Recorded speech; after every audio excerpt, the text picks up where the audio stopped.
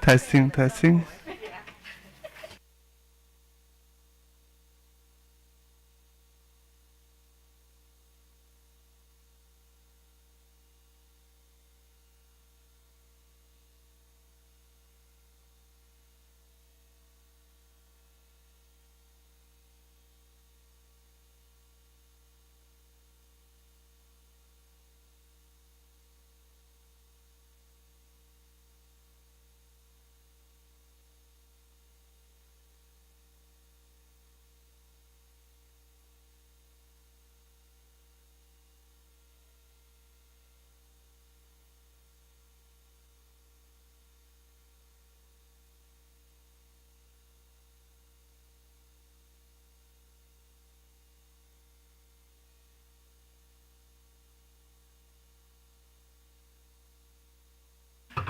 Okay, good morning.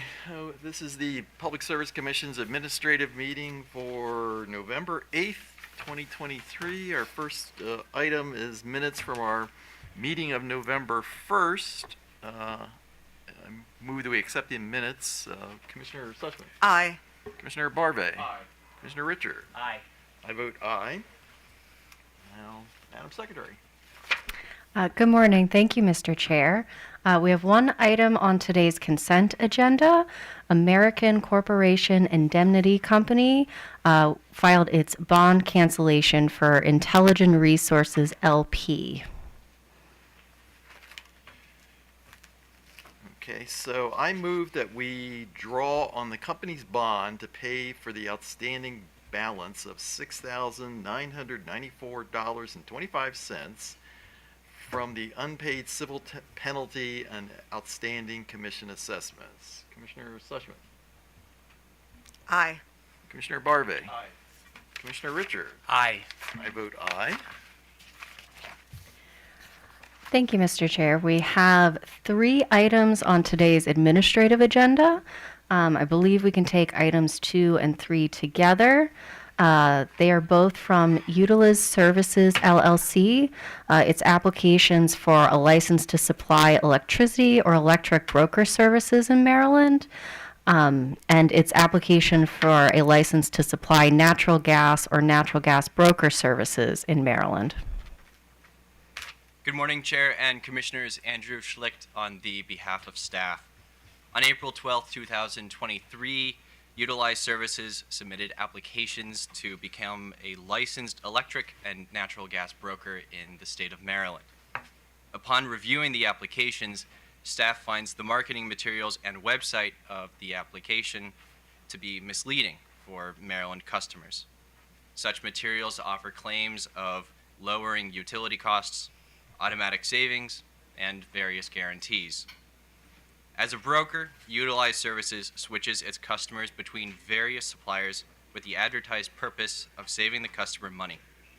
Staff learned through data requests that the advertised money being saved is relative to the utility's standard offer service or procurement price. This definition is troublesome, as instances can arise where statements from Utilize Services become false or deceptive. One such instance is when a customer already on an electric supplier plan below SOS subscribes to Utilize Services. Even if the customer is not transferred to a different supplier, it is staff's understanding that Utilize Services will present the customer as having saved money simply because the customer's price point for electricity was already below SOS.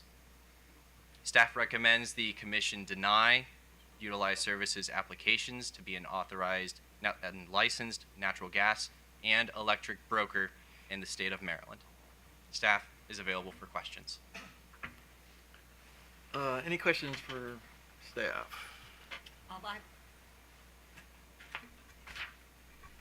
So I mean, I was going to have questions when this was all done, but I guess I do have questions for you.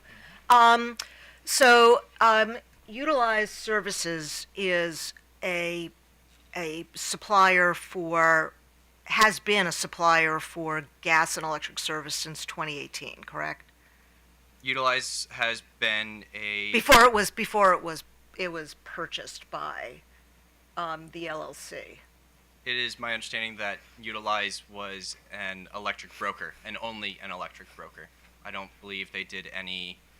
I could not find record of a natural gas application or broker license being made. Okay, so, well, so I have in the buck sheet that, on 2018, on August 8th of 2018, they were granted licenses for both electricity and natural gas service. Is that correct? I believe this is So it's just for electricity, but not for natural gas? only for electricity. Okay, and do you have a sense of how many customers are currently customers of utilities? I believe the company's name is Utilize. Utilize, thank you. Pronounced Utilize. Right. But I believe customer counts are confidential and would need to be disclosed by the company.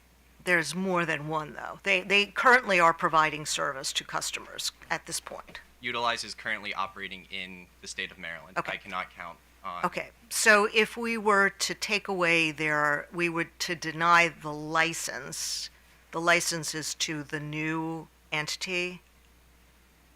I'm trying to figure out what the Ms.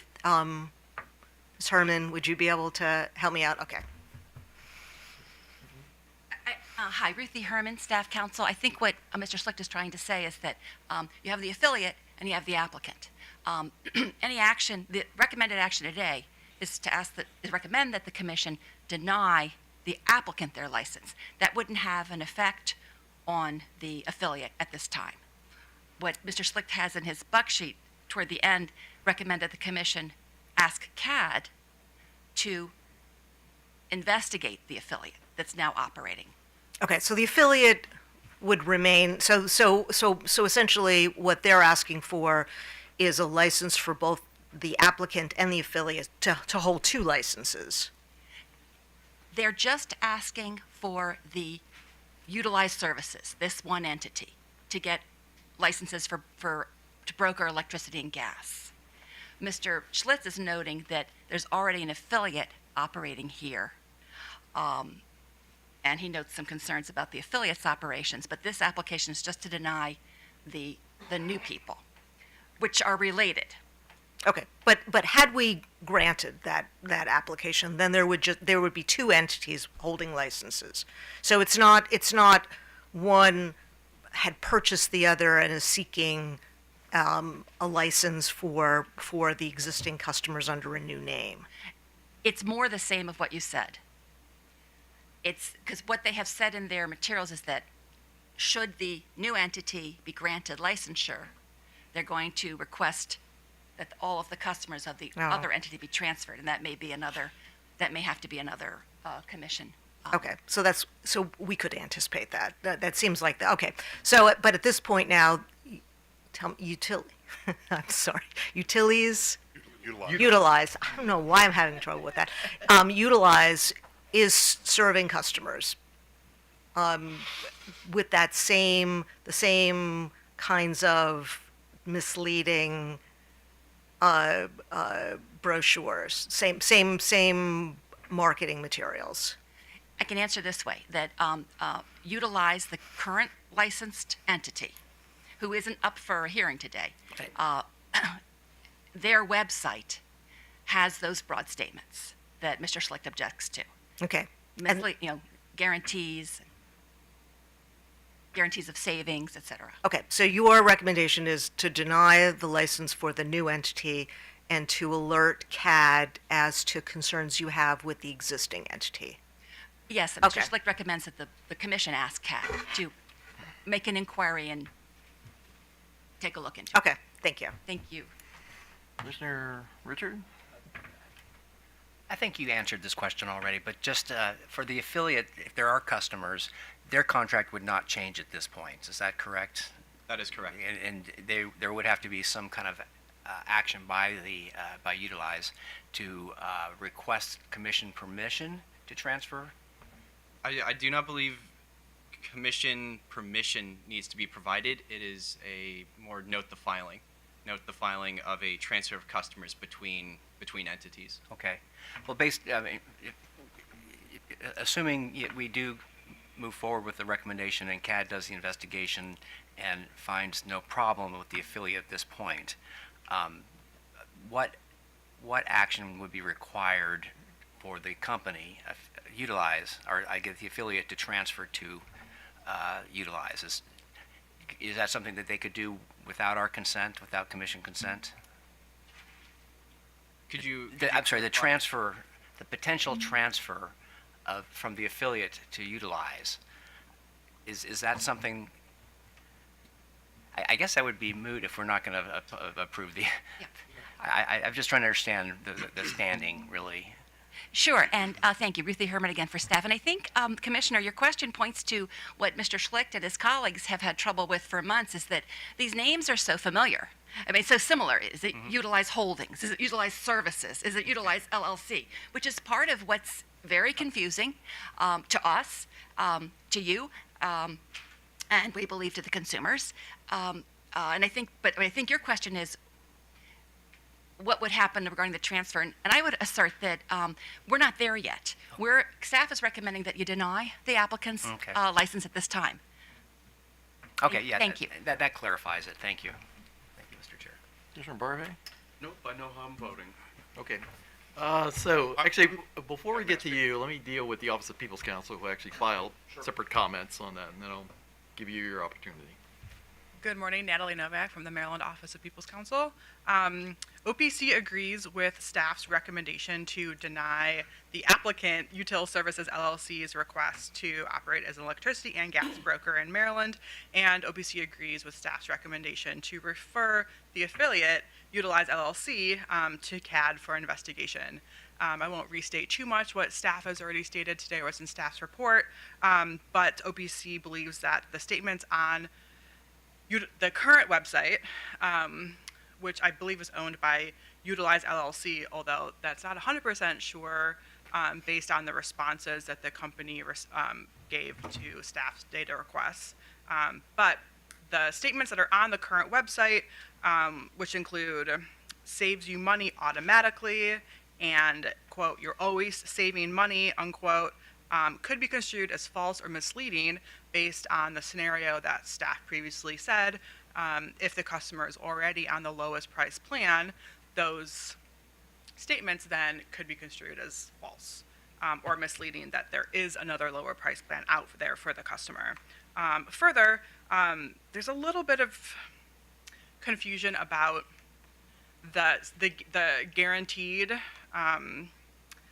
the satisfaction guaranteed that's also on the company's website.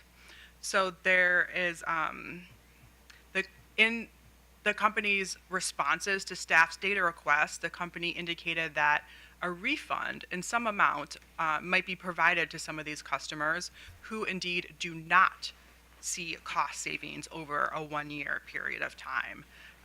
So in the response from the company, they do say that we refund the difference, but then looking at the customer contract that was provided, which is in staff's comments, the company's contract states that there are no cash refunds, that the only payment is a promotional credit that can be used at utils.com. So OPC shares staff's concerns that there are some possibly false or misleading statements.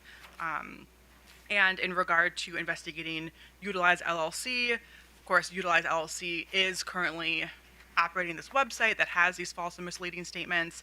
And secondly, Utilize LLC failed to notify the commission that it was acquired by another entity, Utility Rescue Holdings LLC, which is information the company should have provided in its annual update. Thank you very much. Okay, I think you're representative of the company. I am. My name is Tom Schmidt. I'm here on behalf of Utilize Services LLC. Okay. So there's a lot of misunderstanding, miscommunication going on, I think, and hopefully I can clear a lot of that up. So first of all, there are two separate LLCs. One of them is from 2018, is Utilize LLC, and there is a new entity that was created in 2021 that is called Utilize Services LLC. Those two companies are not affiliates. They do not have common ownership. They're not owned by the same people. They're not operated by the same people. Completely separate entities. The reason for that is a different company called Utility Rescue Holdings, Inc., acquired assets from the prior owner of Utilize LLC. Those assets included a lot of things outside of the deregulated energy space, bill negotiation services, some commercial services that don't relate to energy, and the acquisition was of assets, not companies.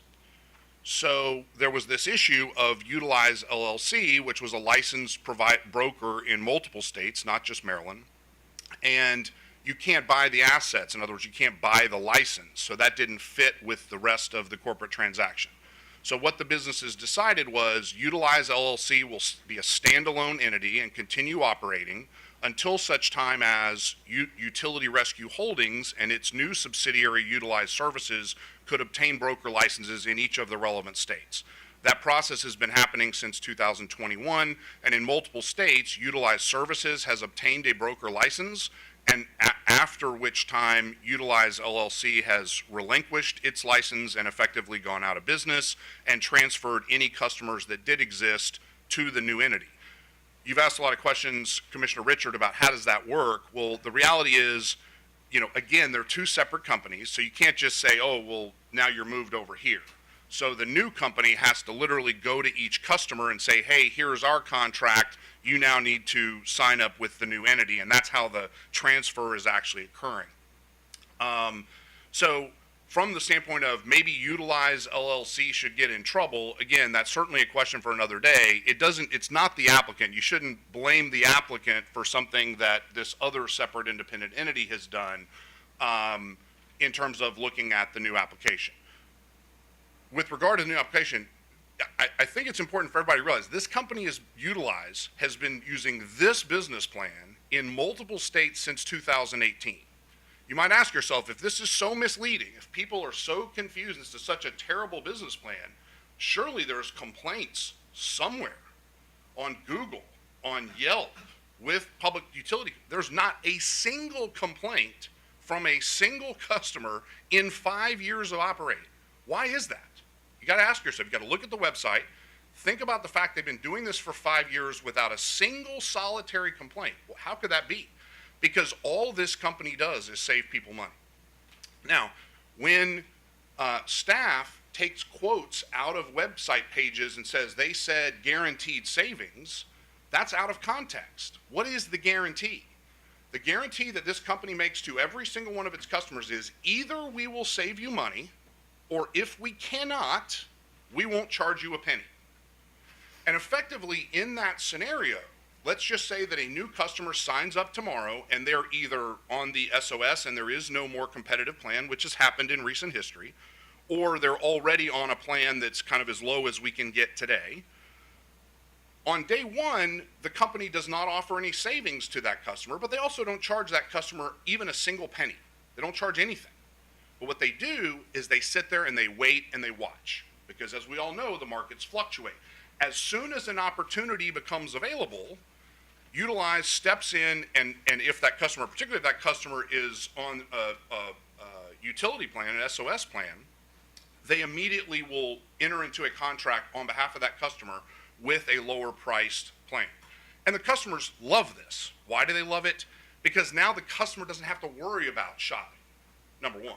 Number two, and this may not be as true, I don't believe this is as true in Maryland as it is in other states, but one of the things that Utilize does is watch for scam plans, right? These, free nights and weekends, or you get a bill credit plan and it sounds like it's cheaper, but it really isn't. And so what we do is we take a holistic view of the customer's account. We don't say, listen, every single day you're going to save money, because we might deliberately choose to leave you on a slightly more expensive SOS plan for a couple months because we see the market declining.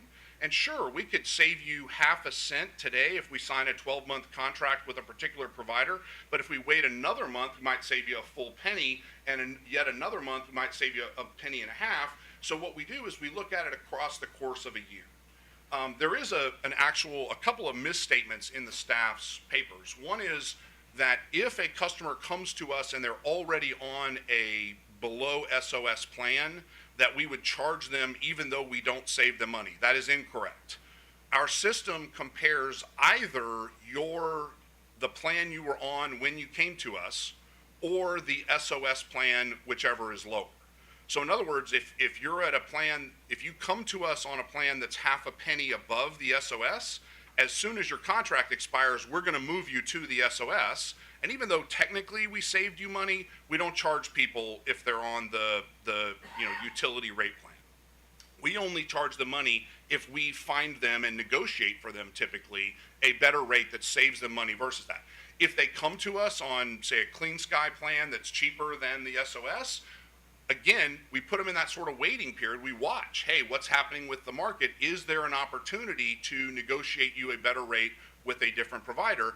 And if so, then we charge them. Another thing that doesn't come out obviously from the paperwork is that we do charge a flat fee. The standard price is $3.99 per month.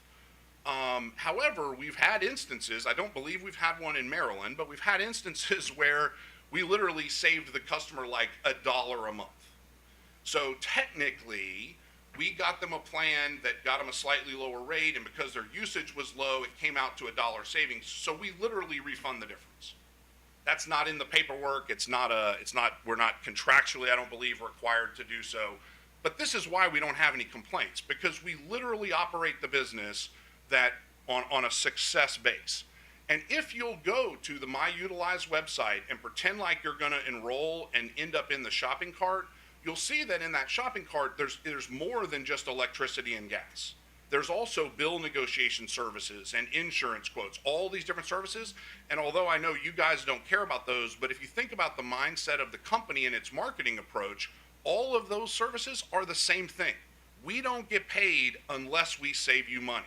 And we guarantee you, the guarantee is one of two things will happen. Either you will save money, in which case we'll take a fee, or if you don't save money, we won't charge you. And so you can say things like, hey, it says guaranteed to be on a lower rate. There are theoretical situations where that is technically false because it could never happen for that customer. I mean, we all hope this doesn't happen, but theoretically, the market in Maryland could happen where the SOS price forevermore is the lowest rate, in which case we cannot ever get someone a low rate. But guess what happens then? We don't charge that fee. And so that's the guarantee. It's just like you've seen electronics stores say, we guarantee to have the lowest price on these televisions. Well, obviously there's some place that could the next day charge less for the television, but what is the guarantee? The guarantee is if you find a lower price, we'll refund you the difference. That's our approach, and that is a guarantee. And the fact that not a single person has ever complained in the 5 years in multiple states that this company has been operating, I think is instructive of the fact that these are not misleading statements, because it's not, we promise that we'll save you money on your electric bill. What it says is we have a customer satisfaction guarantee and a price guarantee that we won't charge you your fee if in fact you don't save money. Last, I'll say, listen, this company is customer service focused. We are 100% about keeping our customers happy. That's why we have an A+ Better Business Bureau rating. That's why there's never been a complaint about these companies. We certainly, if the staff wanted to recommend, listen, we don't like and I think one of the things they've taken issue with is the buy now button, which instead of saying buy now says start saving. And they say, well, this is inherently misleading. Of course, we disagree with that. But if there are certain things on the web page that staff is concerned about, we're happy to discuss changing those if need be. And certainly if the commission were to deny the application today, we would go about refiling it in perhaps with changes to the website. But something to keep in mind is that, again, this entity is a separate entity. It has never used a website in Maryland to generate electricity customers. It doesn't have any electricity. It's not licensed, right? So to hold it responsible for something that someone else created seems a little backwards to me. If the company were granted a license and for some reason there really was a misrepresentation problem, certainly the commission has the power and CAD has the power to investigate the company and revoke that license or sanction the company for doing that. I'm very confident that given the business plans 5-year track record, that's not going to happen, and you guys are going to be holding up Utilize Services as an example of what a broker should be, making sure that if it doesn't deliver value to the customer, it doesn't charge the customer even a single penny. So, any reaction from staff? Ruthie Herman again, Assistant Staff Counsel. Thank you to the company representative. So staff was advised through discovery responses by the company that the applicant owns, who I've been calling the affiliate, and I'll explain in a moment, but the applicant owns the website that is currently available, myutilities.com, that's owned by the affiliate. It has, I looked at it this morning just to see if it had changed. It has a small man in a video saying you can save money now in these states, and it has the outline of the state of Maryland. So, number one. Number two, they're related. The applicant bought the website, so they're definitely related. Number three, staff learned through discovery from the company that the subscription fee does not get refunded. So perhaps this is new or a change, but that's what staff learned through discovery. And finally, compare some other states. Maryland has a very high consumer protection statute. The Court of Appeals recently stated that in regards to licensing these folks, anything that is misleading, oral or written statements, visual description, or other, is a violation. Thank you. OPC, any reaction to what you've heard from the applicant? Yes, thank you. Natalie Novak again for Office of People's Counsel. Couple quick things. First of all, the company's explanation of the business model is one thing, but I'm not sure if that explanation 100% corresponds with the language that's currently on the website, which anyone can see. It's right on the front of the website, which includes Utils saves you money on your power bills automatically, and Utils handles your electricity supplier switching, so you're always saving money on a low-cost plan. So the explanation that we just heard may not 100% correspond with the language that's currently available on the website. Also, I'm still unclear about the refund.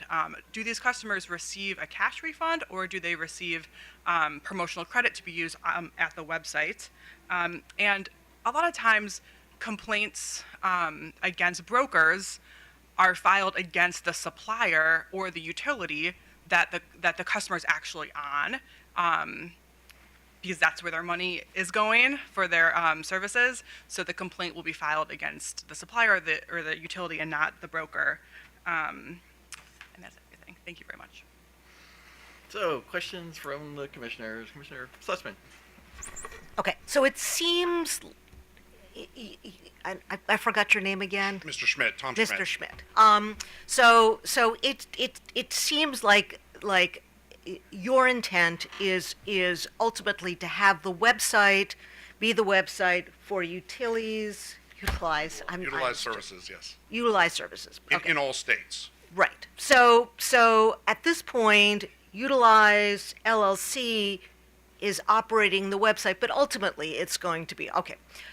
If it, and you said in your explanation of your concerns with staff's criticisms that you would be happy to work with staff to make changes to the information to the extent that staff believes and OPC believes that it is misleading.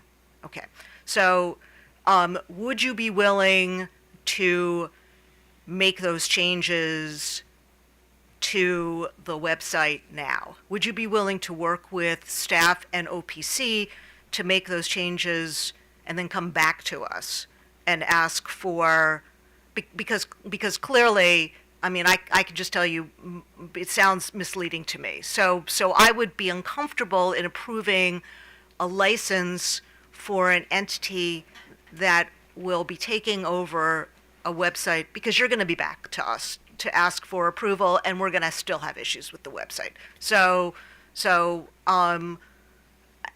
I guess I'm asking you, I'm not sure how you would like to proceed with this, but it just seems to me, hearing what was being said and getting the sense from this side, at least from my perspective, that I'm not ready to approve the license because there are issues with the information now on a website that you own. I'm assuming you own, and will ultimately, that doesn't matter. But you will ultimately be Could using. change. So,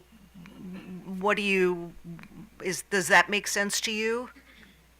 I'm open to that, certainly. I think I have trouble understanding is it the opinion of the commission without voting that saying we guarantee we'll save you money or we won't charge you, that's misleading? Because I mean, I have trouble understanding how it's misleading in that context. Well, okay, so I would have problems with micromanaging the issues.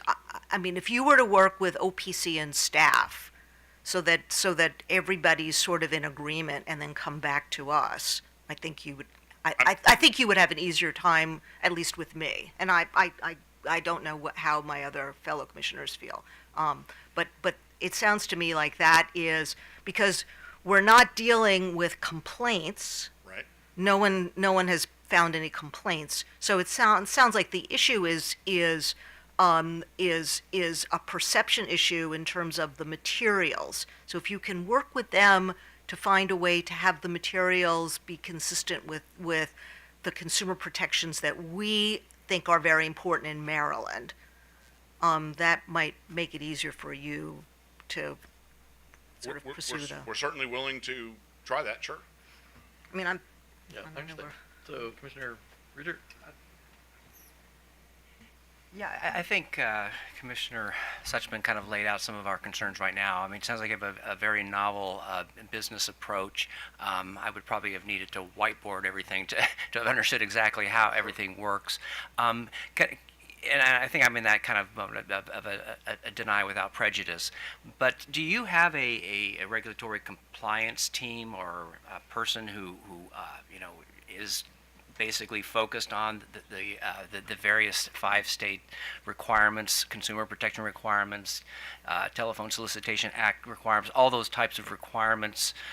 Do you have someone, Yes. robust team that does that? Okay. Yeah, that's very important. You may be aware that we have had some bad experiences in Maryland with some of our retail suppliers, and therefore have a high sensitivity, and we have a lot of other policymakers who have a high sensitivity. So Sure. I think that's a very important first threshold.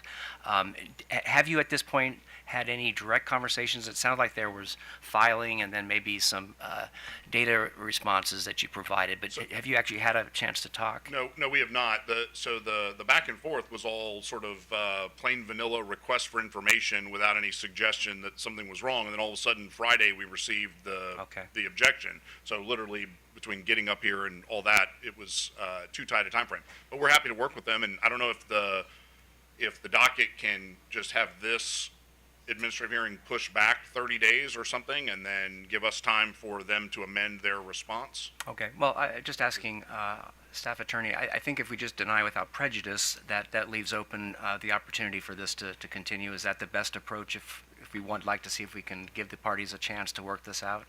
You have that option. Okay, Does that reset the time clock? I mean, we filed this in April, so I hate to have another 6-month delay if the business plan is not the problem, it's a wording on a website. okay, looks like we have late breaking information here. Yeah. Okay.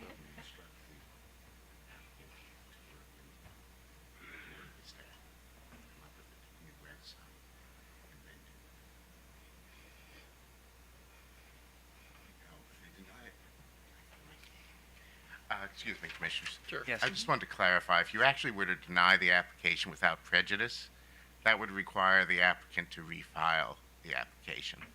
Okay. Okay, so You would have to do something like instruct the applicant and staff to work together Okay.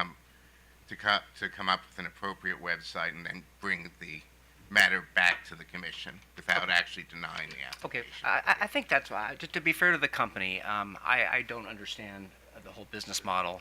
I would like to give them an opportunity to work with our staff with OPC, and probably a good idea to pull CAD in as well.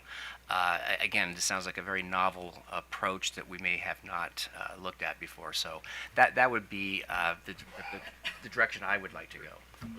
Commissioner Barbe. Surprisingly, I have questions. The first question is when the practice that you have, that you stated, where you charge them $3, but you're only saving them $1, so you choose to rebate the $2 back to the customer, is that a part of the contract, or is that just a practice of the company? It's just a practice. Okay. And when you make that rebate, is it a cash rebate, or is it is it actual cash? So she raised that question as well. So the answer is it depends on the circumstances.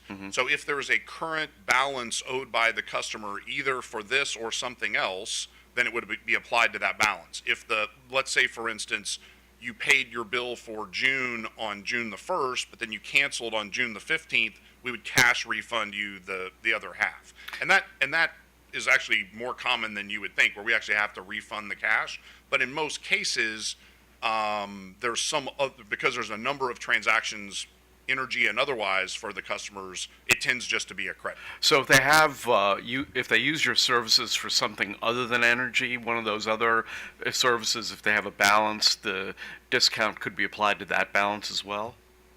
In some cases, yes, that's true. Not in all cases. And we have had, there's things like they have an auto payment set up for the other bill, so we treat it separate. I mean, there's weird things like that, but the bottom line is everybody either no one's sitting there with a $37 credit not using any services. We would refund that cash. Okay. Thank you, Mr. Chairman. So, just so I understand your business model, and correct me if I'm wrong, you essentially are a personal shopper for customers in these variety of services, electricity, insurance, things like that. So in the energy markets, yes. Okay. In the other services, no. So we don't offer cell phone service. We don't offer you to switch your cell phone service. I don't know if y'all have heard of these bill reduction services like Bill Shark, where each of you could come to our website and upload your cell phone bill. We would then contact Verizon, AT&T, and T-Mobile on your behalves and negotiate a discount for you. The dollar amount of that discount determines our fee. We take a percentage of the savings that we realize. If we call Verizon and they say, nope, sorry, Commissioner Hoover's on the best rate that we have, then we don't charge you anything, but it's autopilot. That's the automatic part of this, is we keep your account, we wait, we try again. We wait, we try again. And in the event that we do save you money, then we would charge you the success fee. And it's similar with electricity, except as you said, we're the personal shopper. We're the advocate for the consumer or the small business, and we look for the best deal at all times. And, a lot of times, as you might imagine, they got 4 months left on their 12-month contract. The market shifts. There's a lower price.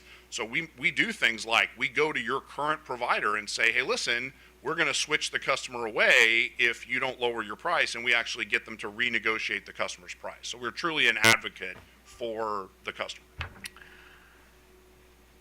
And how do you go about soliciting customers? So the strange thing about all this is I think in the history of Utilize, it may have gotten something like 50 or less customers from the website. All of the customers come from referral sources. We have something called white label partners that are other businesses that are typically, of course, not in the energy business, that have a base of customers, and they offer them the opportunity to sign up for Utilize. And then when they do, obviously, they get the benefits of the Utilize service. Okay.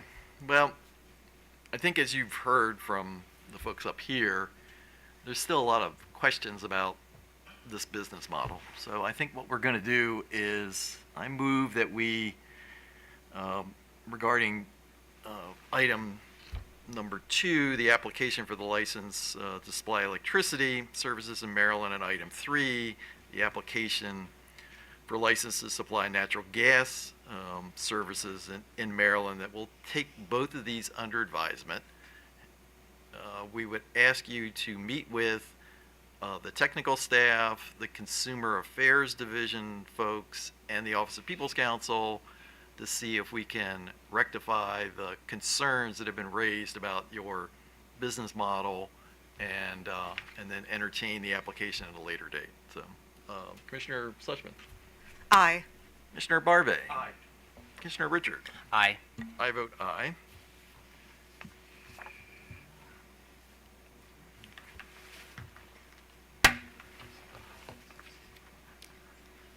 Thank you, Mr. Chair. The final item on today's administrative agenda is item number 4. Southern Maryland Electric Cooperative, Inc. filed its revised tariff pages with proposed revisions to its residential electric vehicle charging, time of use, and incentive programs. Good morning, Mr. Chair and Commissioners. Anson Justy on behalf of staff. On October 10th, 2023, Southern Maryland Electric Cooperative filed tariff changes to implement 3 residential EV programs. The EV incentive programs have been previously approved by the Commission and are similar to other ones currently in operation, residential EV programs in other utility territories. The programs add a new EV-only TOU rate for residential customers and add 2 incentive-based charging programs that residential customers can sign up for. One is a charging data access program that provides a yearly credit to those who allow the cooperative and its vendors to collect EV charging behavioral and other related data. The other is a managed charging program that allows SMECO and its vendors to access and control EV charging remotely to help manage peak demand. The incentive-based programs have been approved to run through 2025. The EV TOU rates are the same as SMECO's current residential TOU rates, but apply only to EV charging. Assuming average driving tendencies and an efficiency rate of 3 miles per kilowatt hour, an average residential driver on the EV TOU rate should expect to save money if they charge their EV 81% of the time off-peak or more compared to their charging on EV flat residential rates. Over 3 years, SMECO's charging data collection program is anticipated to cost $624,000 for a max of 500 customers, and the managed charging program is anticipated to cost $759,000 for a max of 1,000 customers. Staff recommends the Commission accept the tariff as filed with an effective date of December 1st, 2023. Thank you. Good morning, Chair Hoover, members of the Commission. Damon Krieger on behalf of Southern Maryland Electric Cooperative. Cooperative is very excited to be here today and finally in a position to launch the 2 incentive programs that were approved by the Commission in February, along with our EV TOU rate. We've been working hard to implement all the necessary IT infrastructure, internal processes, and vendor relationships to do so, and we're ready to go effective December 1st. To the extent the Commission isn't aware, and I think Mr. Anson already alluded to this, we do currently have a whole home TOU rate in place, and so the EV TOU only rate is another tool that can be used by customer members to better and more effectively address their utility costs. And so with that, thanks to staff for its thoughtful analysis and engagement, and happy to entertain any questions. So, any questions for SMECO? Well, actually, I was going to, so, does OPC have, so you have no opinion on this one, so, okay, that's fine. All right, well, that, I will make a motion that we accept the tariff provisions for filing with an effective date of December 1, 2023. Commissioner Schlesman. Aye. Commissioner Barbe. Aye. Commissioner Richard. Aye. I vote aye. Thank you very much. Okay, so that concludes today's administrative meeting. So we'll start at 11 for the Empower hearing. So those of you who are here for that, we'll start back up at 11 o'clock.